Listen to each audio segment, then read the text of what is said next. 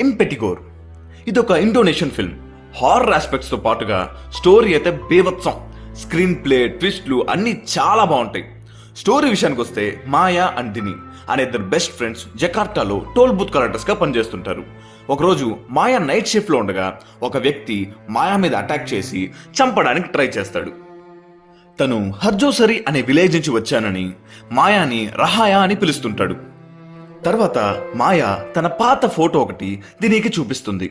అది తనని పెంచిన ఆంటీ ఇచ్చారని చెప్తుంది. దాంట్లో మాయాతో పాటు వాళ్ళ పేరెంట్స్, ఒక పెద్ద ఇల్లు ఉంటాయి. ఆ ఇల్లు వాళ్ళ పేరెంట్స్ అవ్వడం వల్ల అమ్మితే డబ్బు వస్తుందనే ఆశతో వీళ్ళు హర్జోసరి విలేజ్కి వెళ్తారు. రీసెర్చ్ చేసే స్టూడెంట్స్ అనే అబద్ధం చెప్పి అక్కడ ఆశ్రయం పొందుతారు. కానీ ఆ ఊళ్ళో పిల్లలు ఎవరు ఉండరు. అండ్ అప్పుడే పుట్టిన పిల్లలు డైలీ ఎవరో ఒకరు చనిపోతూనే ఉంటారు. అసలు ఆ ఊళ్ళో ఏం జరిగింది? ఈ పిల్లలు చనిపోవడానికి మాయా వాళ్ళ పేరెంట్స్